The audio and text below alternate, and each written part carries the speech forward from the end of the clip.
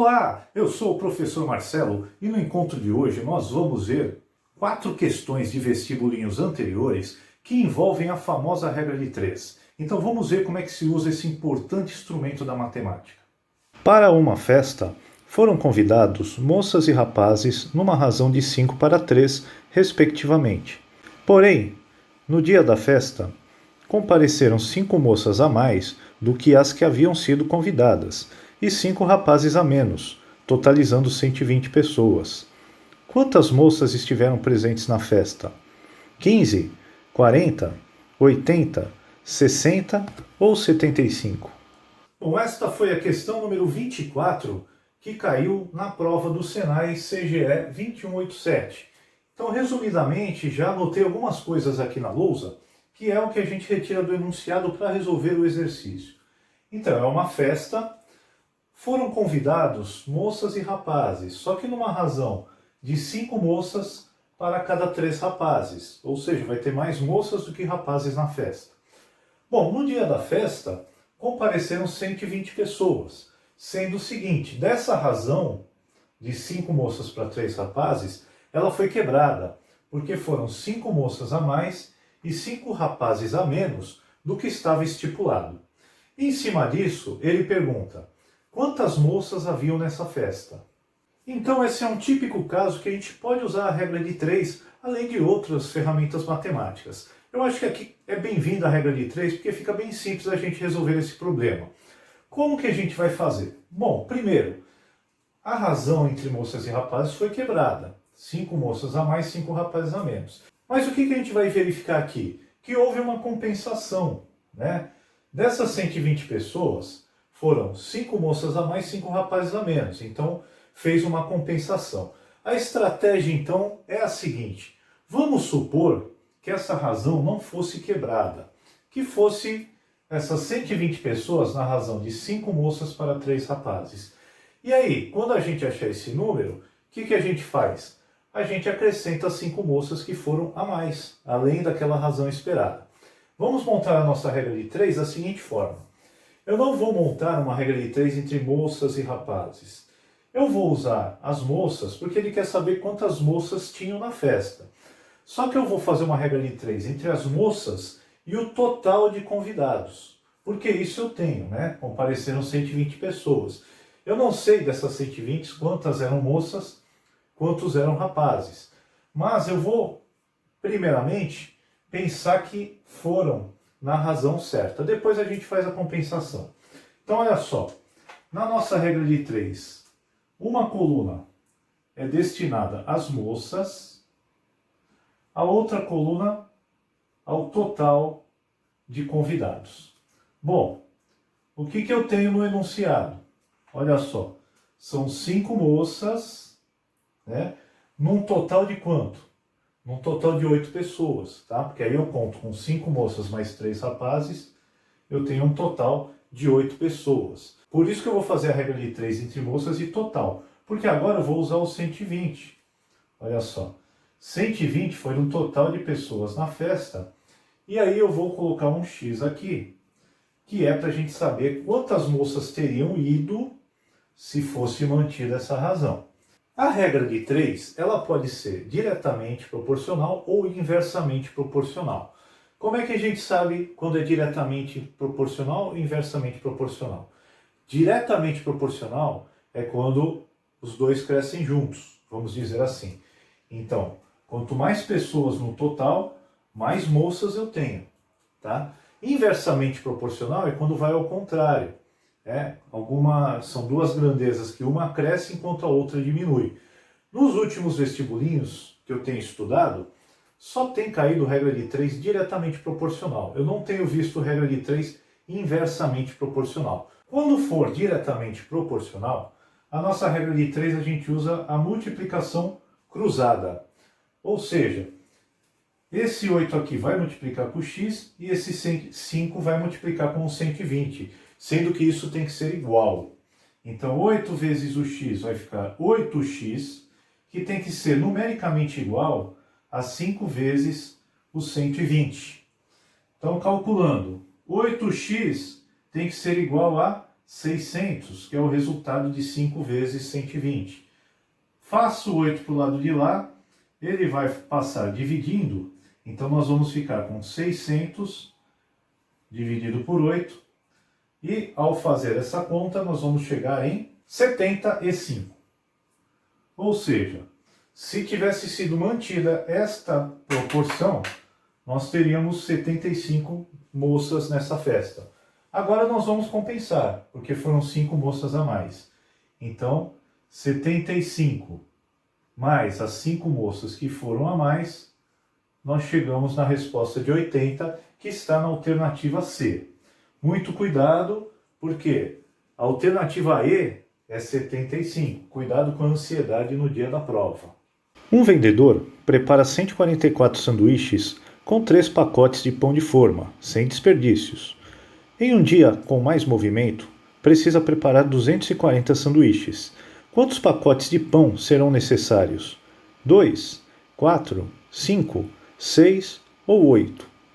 Nesta mesma prova do Senai, CGE 287, caiu a questão 28, que também poderia ser resolvido com regra de 3. Aliás, ela é bem clássica de uma regra de 3. Vamos ver o que ele disse. Para fazer 144 sanduíches, o vendedor ele precisa de 3 pacotes de pão. Num dia que ele precisa fazer 240 sanduíches, quantos pacotes de pão ele vai precisar? Então essa é clássica mesmo, né? Regra de 3, diretamente proporcional. Por quê? Se eu vou fazer mais sanduíches, eu vou precisar de mais pacotes de pão. Então as duas crescem juntas. Nós vamos criar 2 colunas. Uma coluna para a quantidade de sanduíches, vou abreviar, e a outra coluna com pacotes de pão. Pacote de pão. E a gente usa a informação que o exercício nos deu. Primeiro, ele falou que para 144 sanduíches são necessários 3 pacotes de pão. A pergunta é, eu vou fazer 240 sanduíches. Então, quantos pacotes de pão eu vou precisar? Então, olha só, eu vou colocar 240 na coluna do sanduíche. Está aqui, ó, 240. E na coluna do pão é o que eu quero saber. Então, você coloca uma letra qualquer, X, Y, Z, tanto faz. Eu vou usar o X. Por ser diretamente proporcional, a gente vai fazer a multiplicação cruzada. E aí fica bem fácil de resolver, né? 144 vai multiplicar com x. Então vai ficar 144x, que tem que ser igual a 240 vezes 3. Vamos fazer a conta desse lado aqui. Então 144x vai ser igual a 720. Legal, hein? Vamos passar para cá. 144 vai passar para lá dividindo. Então nós vamos ficar aqui com o x sozinho, né? 720 sobre 144. E vocês vão encontrar, após fazer essa conta, que o nosso x é igual a 5. Ou seja, são necessários 5 pacotes de pão para fazer 240 sanduíches. Tudo isso sem desperdício, como foi dito lá no enunciado. Então a resposta correta para essa questão está no item C. Tá? Bem tranquilão. É o tipo de questão que é para acertar e correr para o abraço. No município de São Paulo, segundo dados do Instituto Brasileiro de Geografia e Estatística, IBGE, existem 12 milhões de habitantes e, segundo o repositório de dados eleitorais do Tribunal Superior Eleitoral, TSE, no mesmo município, existem 9 milhões de eleitores registrados.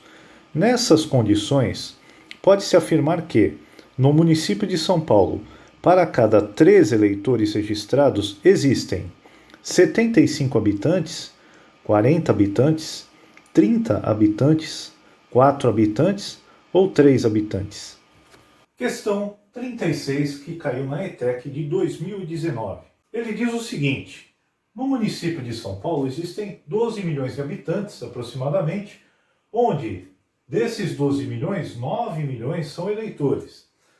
Aí ele pergunta o seguinte para a gente. Então, a cada 3 eleitores, nós temos quantos habitantes? Tá? Então ele quer que a gente dê a razão em cima da realidade. A realidade são 12 milhões de habitantes para 9 milhões de eleitores. Então, a cada 3 eleitores tem quantos habitantes? Regra de 3. Regra de 3 direta, porque quanto mais habitantes tiver, mais eleitores nós vamos ter. Tá? Então, elas crescem proporcionalmente. Então, vamos montar uma coluna para os habitantes e uma segunda coluna para os eleitores. Então, isso é importante, porque na hora de montar a regra de 3, eu vou respeitar habitante em cima de habitante, eleitor em cima de eleitor. O resto é muito simples, né? Então são 12 milhões de habitantes, colocando na coluna dos habitantes, e 9 milhões de eleitores. Esse monte de zero com esse monte de zero, a gente até poderia cortar. Poderia trabalhar só com 12 e com 9, tá? Sem problema. Mas vamos fazer direitinho para perceber o porquê que a gente poderia cortar esses zeros todos aqui. Tá? Não vamos nos precipitar. A cada 3 eleitores temos X habitantes. Então vamos lá. 3 eleitores, coloca aqui, e o X na coluna dos habitantes.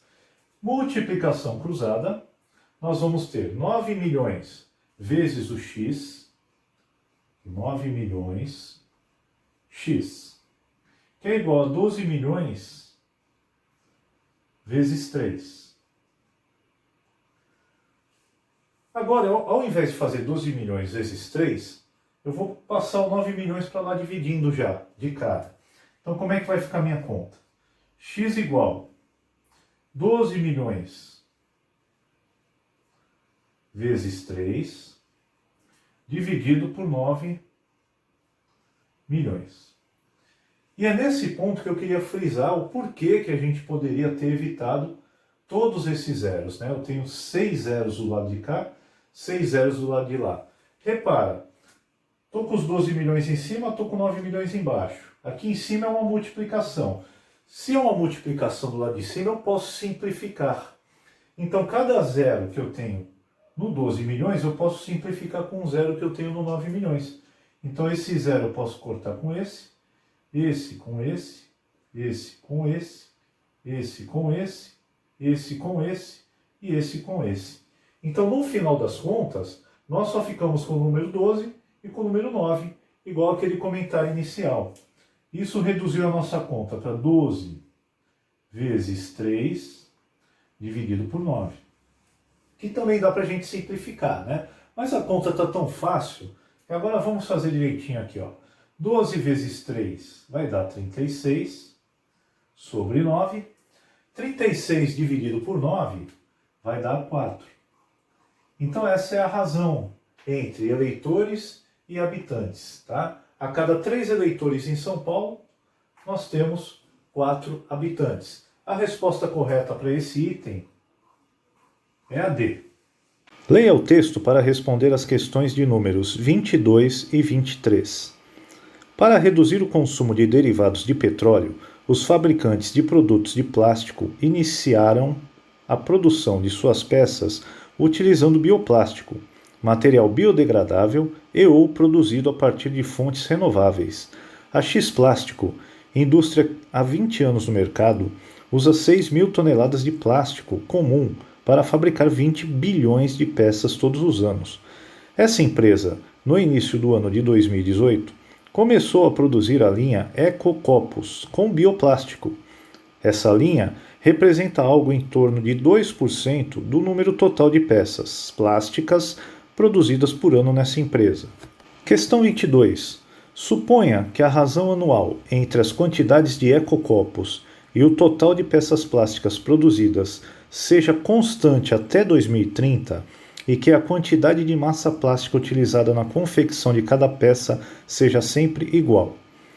O número de toneladas de plástico comum que deixarão de ser utilizadas pela X-Plástico de 2018 a 2030 ao produzir as peças de ecocopos é 10, 120, 1320, 1440 ou 1560. Essa foi a questão número 22 da ETEC de 2018, prova feita no segundo semestre. Tá? Resumindo aqui, nós lemos o texto e nós lemos a questão 22, que é a única que nós vamos fazer. Tá? Nesse texto, nós vimos que uma empresa produz copos e para isso ela utiliza 6.000 toneladas de plástico comum por ano para essa produção dela. Mas aí surge uma alternativa chamada ecocopo, que não utiliza o plástico comum, utiliza material biodegradável, material alternativo. Tá? Então ela vai passar, a partir do começo de 2018, a 2% da sua produção vai ser de ecocopos. Então ela vai ter uma economia por ano de alguma quantidade aí de toneladas de plástico. Tá? E esse projeto aí, essa nova linha de fabricação, ela vai fazer de 2018, inclusive, até 2030. Então, nesse período aqui que ela vai produzir 2% de ecocopos por ano. Isso representa uma economia de plástico. Tá? Então, nesse período, quantas toneladas de plástico deixarão de ser usadas? Tá? Somente com esses 2% de copos ecologicamente corretos. Então, vamos lá. Vamos por parte. Primeiro, nós vamos ter que ver quantos anos a empresa vai fazer o uso desses 2% dessa produção. Tá? De 2018 até 2030. Então, olha só, é o primeiro cuidado que a gente tem que tomar. Tá? Porque se eu fizer simplesmente 2030 menos 2018, isso aqui vai dar 12. Tá? 12 anos. Só que isso não representa a realidade. Por quê? Quando eu faço essa subtração, eu não estou contando com o ano de 2018. Por quê? Porque o ano de 2018 é o ano zero, vamos dizer assim. Pensa na sua idade. Quando você quer saber a sua idade, você pega o ano que nós estamos e subtrai com o ano que você nasceu. Essa subtração te dá a tua idade certinha. Porém, naquele ano que você nasceu, você não nasce com 1 ano, você nasce com 0 anos. Você vai completar 1 ano apenas no ano seguinte. Então a gente começa a contar a sua idade a partir do ano seguinte. Nesse caso aqui, nós estamos começando a contar como 1 ano o 2018 já. Então o 2018 não é o ano 0, é o ano 1. Então no caso, a gente soma 1, porque serão 13 anos de utilização de 2% dessa produção. Tá? Se você contar no dedo, você vai ver que é verdade, tá? Porque o 2018 já vai ser o 1, ó. 2018, 2019, 2020. Você vai ver que quando chegar no 2030, serão 13 anos, ok? Então isso aqui a gente vai guardar para o final. Nós só vamos usar lá no finalzinho, porque primeiro nós temos que saber quanto que é essa economia a cada ano. E aí que entra a regra de 3, tá? Nós temos algumas questões aí. Então vamos lá. Quantidade de toneladas. Então vamos lá. Toneladas de plástico.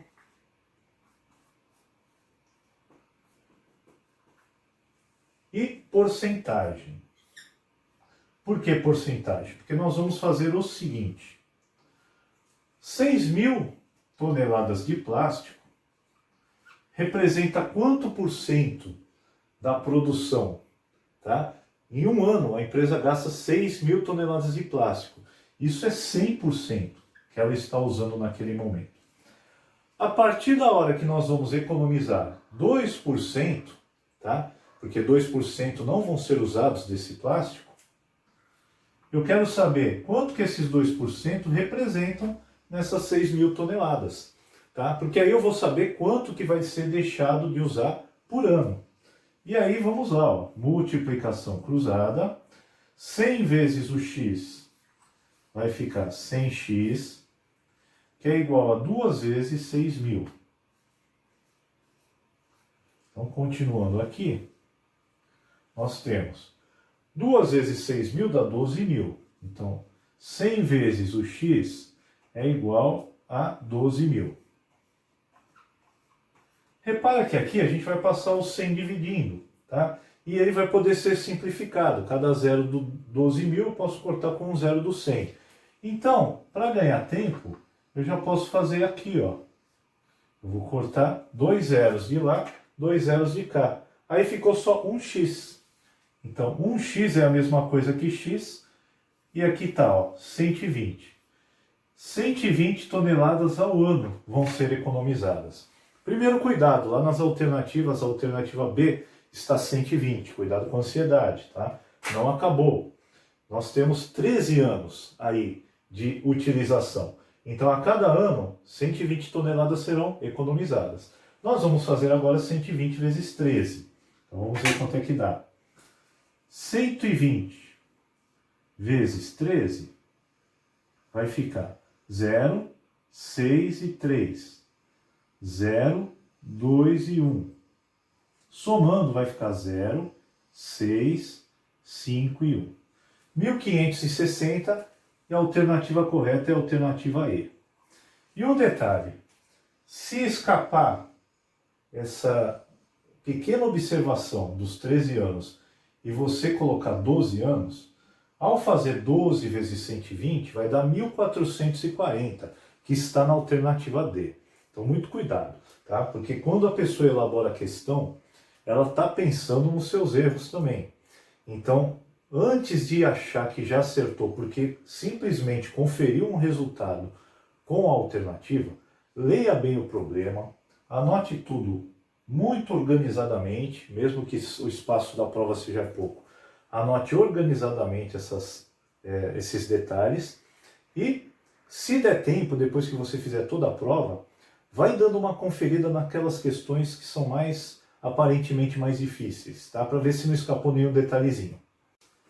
E assim nós estudamos mais uma ferramenta poderosa para quem vai realizar os vestibulinhos de fim de ano. Se você teve alguma dúvida ou quer dar alguma sugestão, deixe aí nos comentários ou entre em contato com a gente pelas redes sociais. Professor Marcelo deixa um forte abraço para vocês e até o nosso próximo encontro.